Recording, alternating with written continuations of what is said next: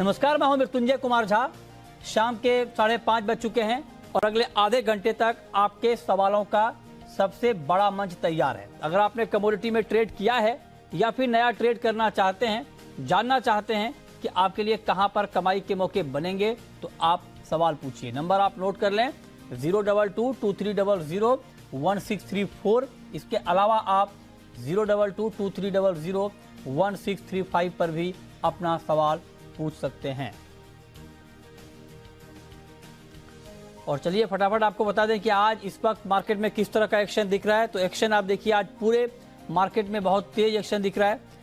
Gold में करीब 350 रुपए की मजबूती है। 50,460 के स्तर पर है एमसीएक्स पर गोल्ड। और चांदी में आप देखिए करीब 900 रुपए की तेजी है। ग्लोबल मार्केट से कदम मिलाते हुए इंडियन मार्केट में भी अच्छी रौनक लौटी है। $22 के आसपास की मजबूती गोल्ड में है ग्लोबल मार्केट में, और चांदी में 2.5% के आसपास की तेजी। ये तेजी क्यों आई है, ये वजह भी आप जान लीजिए। तेजी के पीछे की वजह ये है कि डॉलर का इंडेक्स काफी गिरा है और उसका इंपैक्ट हम देख पा रहे हैं।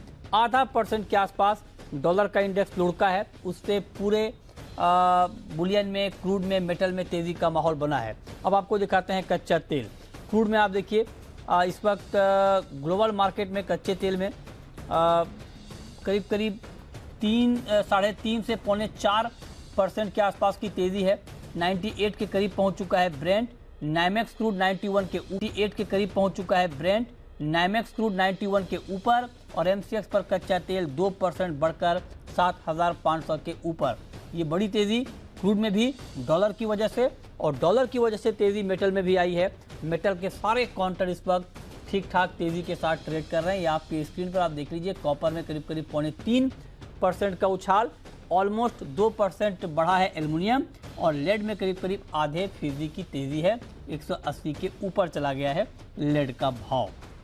तो कुल मिलाकर एक्शन का दिन है आज मार्केट में। एग्री में भी एक्शन है, जीरे में अच्छी तेजी आई है, ग्वार के दाम आज बढ़े हैं, कॉटन में तेजी है। तो कुल मिलाकर चौतरफा बाइंग का माहौल आज ओवरऑल मार्केट में देखने को मिला है। लेकिन अब सवाल यह है कि क्या ये तेजी आगे बढ़ेगी या ये तेजी रुक जाएगी। इस पर बात करने के लिए हमारे साथ 4 खास मेहमान जुड़ रहे हैं।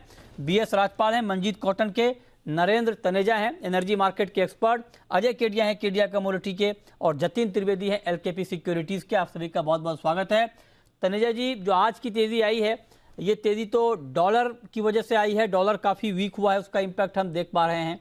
लेकिन क्या फंडामेंटली भी कुछ आपको तेजी के सिग्नल दिख रहे हैं इस वक्त कच्चे तेल में, या आपको लगता है कि फंडामेंटल के मोर्चे पर कोई दम नहीं है मार्केट में? नहीं, देखिए, वो डॉलर तो एक वजह है ही है, लेकिन सबसे बड़ी वजह इस समय जो है वो तेल की सियासत है। जिस हिसाब से जो है अमेरिका पूरी दबाव डाल रहा है खुल के सऊदी अरब के ऊपर और ओपेक के ऊपर के प्राइसेस को जो है कम करो।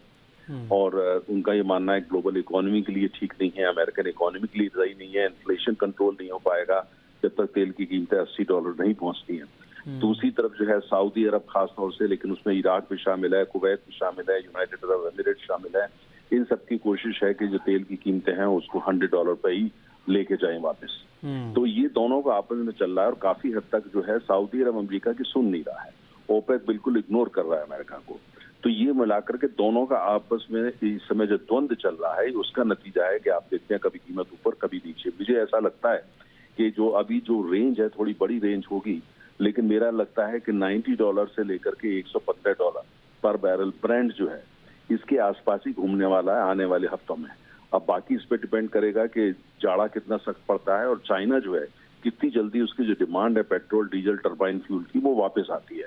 भारत की तो वापस आ चुकी है, लेकिन यह कि अभी चाइना अभी भी जो कोविड से जूझ रहा है, अगर चाइना की जो है वो सिचुएशन में 15 दिन में सुधार आ जाता है और उनकी डिमांड वापस आने लगती है, तो फिर कीमतों में फर्क आ जाएगा, कीमतें ऊपर की तरफ जाएंगी। लेकिन अभी $90 से लेके 115 का बैंड आने वाले कुछ हफ्ते में आप इसी के बीच का सारा जो तेल का खेल देखेंगे। अच्छा, ठीक है। तो ये ओवरऑल एनालिसिस है आपका क्रूड के ऊपर। लेकिन क्रूड में ये बात ठीक है जो आप कह रहे हैं कि उसकी वजह से दाम बढ़ रहे हैं, लेकिन क्रूड के कुछ फंडामेंटल ऐसे हैं। ये पहले फंडामेंटल आपको बता दें और फिर इस पर मेरा सवाल होगा तनेजा जी से। 8 ऐसे फैक्टर हैं और ये 8 फैक्टर फिलहाल क्रूड के लिए निगेटिव दिख रहे हैं। तो क्या ये 8 फैक्टर क्रूड पर दबाव बढ़ाएगा? पहला तो ये कि अमेरिका में दरें बढ़ती रहेंगी, ये बात फेड ने साफ कर दी।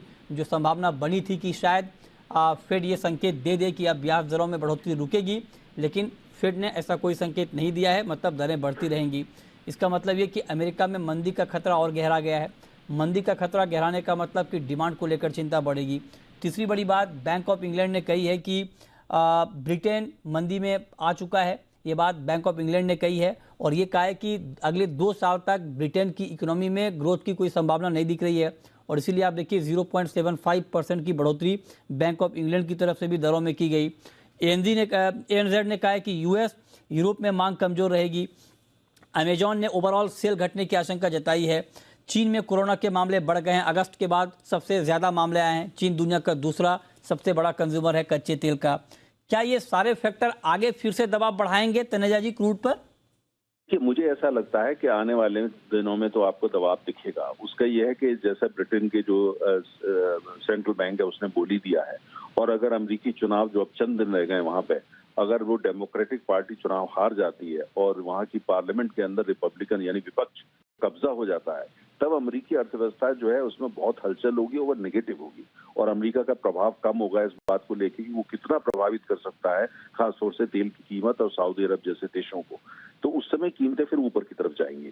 लेकिन अगर आप फंडामेंटल डिमांड सप्लाई की देख रहे हैं, सबसे बड़ा जो डर बना हुआ है वो बना हुआ है विकसित देशों से ज्यादा, क्योंकि वो जो है मंदी की तरफ जा रहे हैं और भारतीय अर्थव्यवस्था जो बाहर निकल के आ रही है जिसका बहुत बड़ा असर पड़ता है तेल की कीमतों में, उससे बाजार सेटिस्फाइड है। लेकिन चीन जो है वो अभी जो है वहां पे अभी भी काले बादल दिख रहे हैं। तो कुल मिला के ओवरऑल इसको लेकर के कंसर्न बनी हुई है और सप्लाई साइड में भी कंसर्न बनी हुई है कि सप्लाई साइड अगर एकाएक चाइना डिमांड वापस आ जाती है या मंदी जो है वो शैलो होती है, डीप मंदी नहीं आती यूरोप और अमेरिका में, तब जितनी डिमांड बढ़ेगी उसको आपूर्ति उसकी नहीं हो पाएगी। तो इस समय आप इसी का नतीजा देख रहे हैं कि चारों तरफ जो है थोड़ा कंफ्यूजन सा दिख रहा है, और इसीलिए मुझे ऐसा लगता है कि जो फंडामेंटल्स वो भी उसमें आ रहे हैं। लेकिन सबसे बड़ा फंडामेंटल में जो क्राइसिस है वो ये है कि अगर ग्लोबल इकोनॉमी जो है वो वापस आ जाती है पटरी पे, यूक्रेन क्राइसिस डिफ्यूज हो जाती है, तो जितनी तेल की आवश्यकता होगी उतने तेल बाजार में उपलब्ध नहीं होगा। और इसको लेकर के बीच बीच में आप देखते हैं कि मार्केट के अंदर वो मैनिफेस्ट होता है, रिफ्लेक्ट करता है। लेकिन फिलहाल चूंकि अभी वो इस समय सुर्खियों में नहीं है, सुर्खियों में आज की बातें चल रही हैं, तो आपको ये इसीलिए बैंड आपको जो मैंने जैसे कहा 90 से लेकर के 115 अभी तो फिलहाल देखने वाला है। लेकिन कीमतें बीच बीच में दबाव में आएंगी, फिर नीचे जाएंगी, फिर दबाव में आएगी। ये आपको 19 और $115 के बीच का बैंड ऊपर नीचे दिखता रहेगा। शुक्रिया तनेजा जी आपका क्रूड पर ये जानकारी हम तक पहुंचाने के लिए। लेकिन ट्रेड क्या लिया जाए अजय जी क्रूड में आज के लिए? नमस्कार मिथुन जी। डेफिनेटली सारे फंडामेंटल और टेक्निकल सभी के सभी क्रूड के फेवर में, और हम रैली भी देख रहे हैं। तो मुझे लगता है आज के डेट में करंट लेवल से भी लिया जा सकता है। इमीडिएट टारगेट मुझे लगता है 7620 का पहला रहेगा। अगर इसके ऊपर सस्टेन कर जाता है तो 7680 तक का लेवल दिखा देगा। ओवरऑल ट्रेंड पॉजिटिव है, चाहे ऑप्शन के जरिए ट्रेड कीजिए चाहे फ्यूचर के जरिए लेके चलना चाहिए। ट्रेंड पॉजिटिव है। ट्रेंड पॉजिटिव है, आप कह रहे हैं कि लेकर चलना चाहिए। चलिए अब आते हैं गोल्ड पर। गोल्ड में करीब करीब ₹350 की तेजी है एमसीएक्स पर। आप जरा बताइए, क्योंकि आप देखिए कि जिस तरह से डॉलर का इंडेक्स कवर हुआ है जतिन जी, लगता है कि ये तेजी इसलिए नहीं टिकेगी क्योंकि डॉलर में गिरावट कंटिन्यू रहेगी, इसको लेकर अभी भी शक है। देखिए अभी आज के दिन हम देख रहे हैं कि डॉलर इंडेक्स की वजह से सभी कमोडिटीज़ के अंदर एक अच्छी खासी रुझान चल रही है। बाइंग मोमेंटम जो है वो फिर से देखने मिल रहा है। वीकली क्लोजिंग अगर हम देखें तो एक अच्छी खासी एक्सपेक्टेशन लग रही है कि अच्छी आएगी, लेकिन अभी नॉन फार्म पेरोल डेटा आने के बाकी है जो 6 बजे आएंगे। उसके बाद फिर से जो है उठा-पटक शायद देखने मिल जाए। तो अभी एज ऑफ नाउ अगर हम डेटा देखें तो पॉजिटिव है, सभी कमोडिटीज़ पॉजिटिव क्लोजिंग देने वाली हैं वीकली के बेसिस पर। और डॉलर इंडेक्स ने जो वीकनेस दिखाई है पिछले एक दिन के अंदर 24 आवर्स के अंदर, उसकी वजह से है ये। तो ये जो रेंज है तो ये कंटिन्यूड रहेगा मेरे हिसाब से, ना ही बहुत बड़ा ऊपरी तरफ और ना ही बहुत बड़ा नीचे की तरफ। 110-110-50 के पास डॉलर इंडेक्स सपोर्ट लेते हुए देखने मिलते रहता है। 113-113-50 के पास रेजिस्टेंस आ रहा है उसके अंदर। सेम यहाँ पर रिफ्लेक्शन हमें कमोडिटीज में देखने मिलता है। अभी क्योंकि 113 से हम उसको रिट्रेस करते हुए देखने का रुझान चल रहा है, मुझे लग रहा है फिर से 111-50 के आसपास आने की तैयारी है और ये कमोडिटीज जो है वो थोड़े तब तक पॉजिटिविटी का रुझान दिखा देंगे। गोल्ड उसके सामने 50,800 से लेके 51,000 स्ट्रॉन्ग रेजिस्टेंस है और 50,000 के आसपास मोटा-मोटा एक स्ट्रॉन्ग सपोर्ट है। तो ये 1000 पॉइंट का रेंज गोल्ड के अंदर है। 2 से $2.5 के बीच का रेंज जो है वो डॉलर इंडेक्स के अंदर है। ये कंटिन्यूड लग रहा है कि कंटिन्यू रहेगा। अनलेस एंड अनटिल कुछ बड़ा स्पाइक आ जाता है किसी भी एक एसेट के अंदर, तब तक ये रेंज जो है सभी इसके अंदर दोनों के अंदर चलती रहेगी, डॉलर इंडेक्स और गोल्ड के अंदर। ओके, ठीक है। अच्छा, चांदी पर आपका भी अजय जी? चांदी में भी ठीक ठाक तेजी है और मेटल में तेजी है, उसका भी सपोर्ट मिल रहा है, क्या किया जाए? देखिए, सोने चांदी में सबसे बड़ा जो डर था वो फेड था कि फेड इंटरेस्ट रेट हाइक करेगा तो हम सोने चांदी में गिरावट देंगे। नो डाउट आज का डेटा भी काफी इंपॉर्टेंट, बट देखिए चांदी इस वक्त $20 के बिल्कुल नजदीक है। अगर $20 वॉल्यूम के साथ आज शाम के डेटा के बाद ब्रेक हो जाता है तो आई थिंक $21-22 का लेवल जल्दी दिखा देगा। M6 पे अगर हम बात करें तो वॉलिटिलिटी के चलते अगर हमको 58,400 के आसपास मिल जाती है तो बहुत ही अच्छा है। 60,000 का पहला हर्डल है, 60,000 से लेकर 60,500 का लेवल। ओवरऑल चांदी में भी अच्छी तेजी, बस आज शाम का जो डेटा थोड़ा क्रूशियल रहेगा, बट अगर थोड़ा लंबा व्यू भी ले, इंट्राडे भी ले तो चांदी को लेके चलना चाहिए। अच्छा, तो आप कह रहे हैं कि चांदी बाई करके चलना चाहिए। 60,000 का टारगेट, 58,400 के भाव पर बाइंग की राय, 57,800 के भाव पर आप स्टॉप लॉस सिल्वर में लगा सकते हैं। आगे बढ़ते हैं और अब बात करते हैं कॉटन की। कॉटन में आज अच्छी तेज़ी आई है और भारी उठापटक के दौर से ये मार्केट गुजर रहा है। कभी बड़ी तेज़ी आ जाती है, कभी बड़ी मंदी। आज देखिए करीब करीब 2.5% कॉटन के दाम बढ़ गए हैं, 31,800 के स्तर पर मार्केट पहुंच चुका है। अब सवाल ये है कि कॉटन की ये तेज़ी क्या जायज़ है, क्या फंडामेंटल के मुताबिक है, या इस तेज़ी पर भरोसा करना ठीक नहीं है? इस पर बात करने के लिए हमारे साथ जुड़ रहे हैं BS राजपाल, जो कि मंजीत कॉटन के MD हैं। राजपाल साहब, बहुत बहुत स्वागत है आपका। क्या लगता है सर आपको, ये तेज़ी क्यों है और ये तेज़ी क्या ठीक है अकॉर्डिंग टू फंडामेंटल?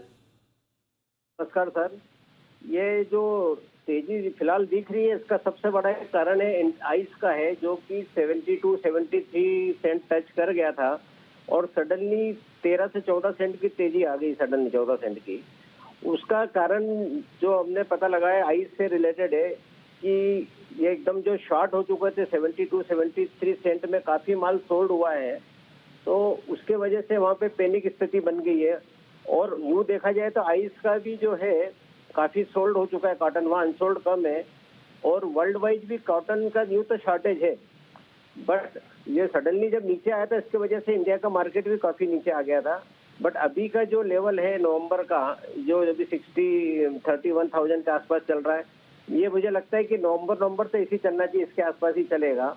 और दूसरा एक अगर कारण देखा जाए तो फार्मर्स भी कॉटन को होल्ड कर रहे हैं, क्योंकि कॉटन अच्छा ड्राई आने की वजह से लास्ट ईयर फार्मर्स ने 10,000-11,000 का रेट देखे हैं, तभी उनको 7,500 से 8,000 का प्राइस उनके गले नहीं उतर रहा है, तो फार्मर्स भी कॉटन होल्ड करके रखा हुआ है। तो बढ़ेंगे क्या और दाम? अभी दाम और बढ़ेंगे क्या? नहीं, बढ़ने के यहाँ से बहुत ज्यादा गुंजाइश सब नहीं है, बट ये है कि अभी ये नवंबर बहुत ज्यादा नीचे तो नहीं आता है। जब आवक का प्रेशर दिसंबर जनवरी में बनेगा तो डेफिनेटली बाजार नीचे आ सकता है।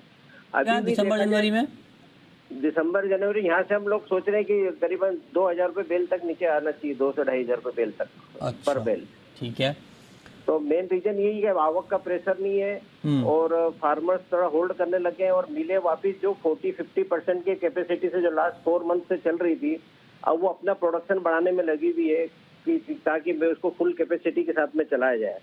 तो मुझे लगता है कि सर जब तक ये आवक का प्रेशर नहीं बनता है, जब तक ये मार्केट ज्यादा नीचे आने के चांस नहीं दिखता, यहाँ से बढ़ने की भी बहुत ज्यादा गुंजाइश नहीं दिखती है। ठीक है, चलिए बहुत शुक्रिया सर आपका हमारे साथ जुड़ने के लिए, कॉटन पर अपना व्यू देने के लिए। चलिए अब हम शुरू करते हैं सवाल और जवाब। पहला सवाल है, हमारे साथ इस वक्त अर्जुन जुड़े हैं, पूछिए अर्जुन जी। सर मेरा सवाल केडीए जी से है। मैं गंवार के बारे में पूछना चाहता हूँ कि नवंबर के अंत तक 5,000 या 5,500 गंवार आ जाएगा क्या?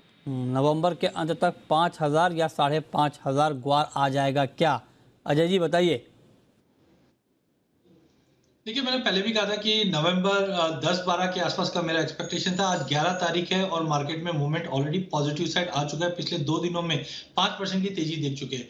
बिल्कुल मुझे लगता है कि नवंबर एंड तक की बात करें तो लगभग हम 4950 से लेकर 5,000 के बीच में देखेंगे। बट अब जो पहले फियर था गवार में कि अब टूट जाएगा, वैसा फियर अभी नहीं दिखाई दे रहा है। हाँ, ये जरूर है कि जो हमने सितंबर में 5150 का लेवल देखा था, ये तोड़ने पे और बड़ी तेजी स्टेप बाय स्टेप होगी, बट डेफिनेटली 5,000 का लेवल हम नवंबर एंड पे देख पाएंगे। सर आज 4 नवंबर है, आप कह रहे हैं 11 तारीख, लेकिन लेकिन एक बात बताइए अजय जी कि दो राय सामने आ रही है, मतलब ग्वार को लेकर इतना कंफ्यूजन है। एक तो उत्पादन के आंकड़ों को लेकर ही सहमति नहीं बन पा रही है, लेकिन फिर भी 1 करोड़ बैग के आसपास मैक्सिमम लोगों का ये मानना है कि 1 करोड़ बैग के आसपास कॉटन का ग्वार का उत्पादन रहेगा। डिमांड को लेकर अलग अलग राय है। कुछ लोग कह रहे हैं कि ठीक डिमांड है, कुछ कह रहे हैं कि डिमांड उतनी नहीं है जितनी होनी चाहिए। तो मतलब मैं आपसे जानना चाह रहा हूँ कि गिरावट की कितनी गुंजाइश है यहाँ से? कहीं ऐसा तो नहीं कि जब 5300 ग्वार गया था उसके बाद फिर आप देखिए 4700 आया, वही कहानी फिर रिपीट तो नहीं होगी? देखिए, फ्यूचर मार्केट या हम मार्केट देखें तो पहले हर चीजों को डिस्काउंट करके चलता है। हमने देखा था कि मार्च अप्रैल में ही ये अटकलें लग गई थी, इस बार ऊंचे भाव को देखकर प्रोडक्शन बढ़ेगा। नो डाउट ये जरूर है कि एक सवा की क्रॉप है या एक की क्रॉप है, ये असमंजस जरूर है।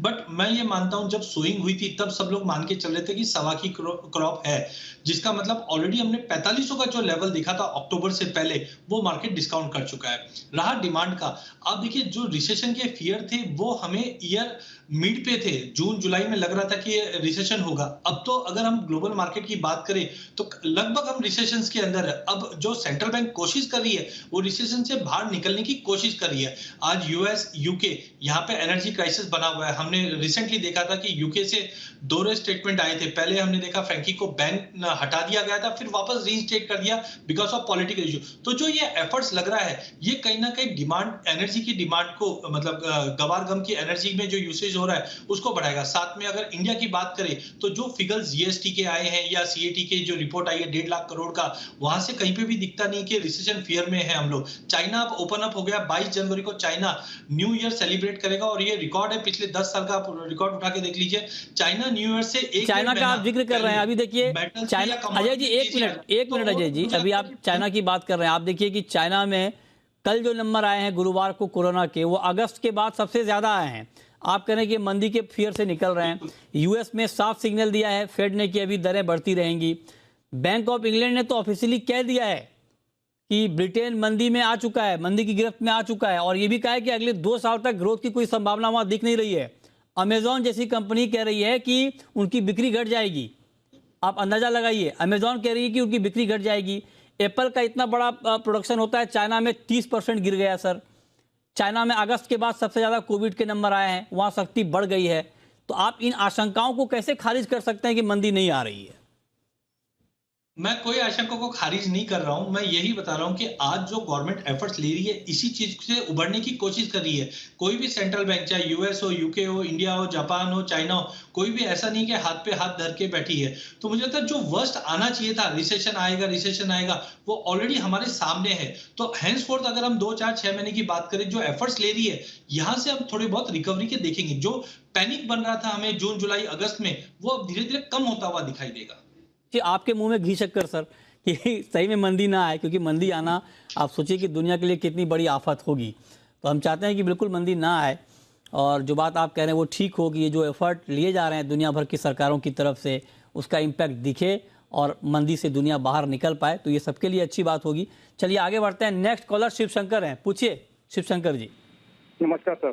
नमस्कार, पूछिए सर। आपने कल भी मैंने क्वेश्चन पूछा था चांदी पे क्या किया जाए। कल आपके यहाँ से राय आई 57,800 पे 56,500 के लिए चांदी बेची जाए और 58,400 का स्टॉप प्राइस लाया जाए। अब यहाँ पे तेजी आ गई। अब आप कहेंगे कि डॉलर गिर गया तो रुपया भी तो मजबूत हो गया। नहीं हुआ रुपया मजबूत, रुपया भी मजबूत हो गया, डॉलर या रुपये मजबूत है। आप फिर चांदी और कल आपने हमें नुकसान लगवा दिया आपके कारण। आप इसमें एक्सपर्ट बुला के बैठ जाते हैं यहाँ पे और यहाँ पे गलत राय देते हैं। आपके एक्सपर्ट क्या ये? नहीं सर, आप उत्तेजित ना हो, आप उत्तेजित ना हो। देखिए आप जो बात, देखिए जब भी आपको कहा, आपने एक बात तो बोल दी, लेकिन आपने ये नहीं बताया कि आपको जब ये बताया गया था तो आपको ये बताया गया था कि आप स्टॉप लॉस भी लगाएं। स्टॉप लॉस क्यों होता है? आपको जोखिम से बचाने के लिए होता है। आपको स्टॉप लॉस भी लगाना चाहिए, और स्टॉप लॉस आपको इसलिए बताया जाता है कि कहीं मार्केट की चाल बदल जाए, पलट जाए, तो आपको ज़्यादा नुकसान ना हो। अब आप सोचिए, कल किसने सोचा था कि आज डॉलर के इंडेक्स में इतनी तेज़ गिरावट आ जाएगी? अगर मार्केट का अनुमान लगाना इतना आसान होता सर, तो सब पैसे नहीं कमा लेते मार्केट में। आप सोचिए कि अगर 100% सब सही हो जाता, जो हमारे एक्सपर्ट राय दे रहे हैं वो 100% सच साबित हो जाए, फिर तो कहना ही क्या है सर। फिर तो एक तरफा चाल मार्केट। हाँ, लेकिन इसीलिए आपको अलग अलग तरीके से रिसर्च के जरिए ये बताया जाता है, समझाया जाता है, ताकि आपका जोखिम कम हो आप जब मार्केट में आते हैं तो आप रिस्क को इग्नोर नहीं कर सकते हैं। अगर आप फ्यूचर मार्केट में ट्रेड के लिए आ रहे हैं या किसी भी मार्केट में, तो वहाँ आप ये नहीं कह सकते कि आप 100% आप इंश्योरेंस के साथ आए कि आपको नुकसान नहीं होगा। अगर ये माइंडसेट आपका है तब तो आपके लिए मार्केट नहीं है। हाँ, आपको स्टॉप लॉस बताया जाता है, आपको अलग अलग तरीके बताए जाते हैं, आपको ये भी बताया जाता है कि आप किस पर नज़र रखें, और उन बातों का अगर आप ख्याल रखते हैं तो आपका जोखिम रिस्क कम हो जाता है। ठीक है, चलिए, आप में तो आप चूँकि आपने सवाल तो कोई पूछा नहीं, आपने अपनी राय दी है तो इसका जवाब क्या लें, कोई बात नहीं। चलिए आगे बढ़ते हैं। अब जरा मेटल मार्केट पर आते हैं जतिन जी। मेटल में भी अच्छी खासी तेजी का माहौल बना है, मेटल पर आपका व्यू क्या है आज के लिए? देखिए विजय जी, मेटल्स के अंदर भी सेम हुआ है व्यू पॉइंट। जिस तरह से डॉलर इंडेक्स की वीकनेस जो है वो मेटल्स को बहुत सपोर्ट दी है। स्पेशली कॉपर के प्राइस हम देखें तो लास्ट वीक में प्राइसेस 650 के करीब थे और आज 670 के ऊपर है। 3% से ज़्यादा तेजी है इसके अंदर, कॉपर के अंदर वीक टू वीक पे अगर हम देखने जाएंगे तो सभी बेस मेटल्स के अंदर कॉपर ही मेरा टॉप पिक रहा है पहले से, और इस हफ्ते भी टॉप पिक्स आप देखेंगे तो बार बार हमने रिकमेंडेशन कॉपर में दी है। तो आज भी कॉपर के ही अंदर मैं सलाह दूंगा। डिप्स पे बाय करने की सलाह रहेगी, करंट मार्केट प्राइस से बाय करने की सलाह नहीं दूंगा क्योंकि ऑलरेडी प्राइसेस हाई पिक पे चल रहे हैं। तो 667 के आसपास प्राइसेस मिलते हैं, वहां पर बाय करके चले। 664 का स्ट्रिक्ट स्टॉप लॉस रहेगा और जो टारगेट रहेगा 672 और 675 के आसपास का रख के चलना है। ये कॉपर के अंदर व्यू पॉइंट रहेगा मेरा। अब सवाल मंजीत का है, पूछिए मंजीत जी। हाँ जी, नई साल के लिए कॉटन का आउटलुक जानना है। कॉटन का आउटलुक आपको जानना है? अच्छा, अभी हमने कॉटन की बात की भी है और एक्सपर्ट ने ये कहा है कि जब दिसंबर के आसपास अराइवल बढ़ेगी तब कॉटन के दाम दबाव में आएंगे। अजय जी, आपका आउटलुक? देखिए, पर्सनली मुझे लगता नहीं कि कॉटन में कोई बड़ी गिरावट आएगी। उसका एक सीधा कारण है कि अगर इस बार के क्रॉप साइज की बात करें हम, तो आज हम लोग देख रहे हैं 340-45 की बात हो रही है। आप पिछले 5 साल का डेटा उठा के देख लीजिए। 2019-20 में 365 की क्रॉप थी, 2020-21 में 360 की थी, और अब पिछले साल हमने रिवाइज होकर 307 की क्रॉप देखी है। तो आप देखेंगे जो एवरेज हुआ करता था 3-4 साल पहले का, वो 350 के ऊपर का था, और इस वक्त हम 340-45 की बात कर रहे हैं। यार्न मार्केट टाइट है। अगेन मैं काफी ऑप्टिमिस्टिक हूं कि धीरे धीरे डिमांड इंप्रूव होगी मार्केट के अंदर, जिसके चलते मुझे लगता है टेम्पररी अगर मार्केट में थोड़ी बहुत गिरावट आती है अराइवल प्रेशर के चलते तो आ जाए। अदरवाइज फार्मर भी लास्ट ईयर काफी माल होल्ड करके चल रहा था, तो I am not expecting much fall in cotton. International में मुझे लगता है 88-89 सेंट तक एक बार जंप दे सकता है। डोमेस्टिक में लेट से 32,500 से 33,000 इमीडिएटली, बट शॉर्टेज मुझे लगता है आगे भी कंटिन्यू रह सकती है। चलिए, बहुत शुक्रिया अजय जी आपका, जतिन जी आपका जुड़ने के लिए और तमाम सवालों के जवाब देने के लिए।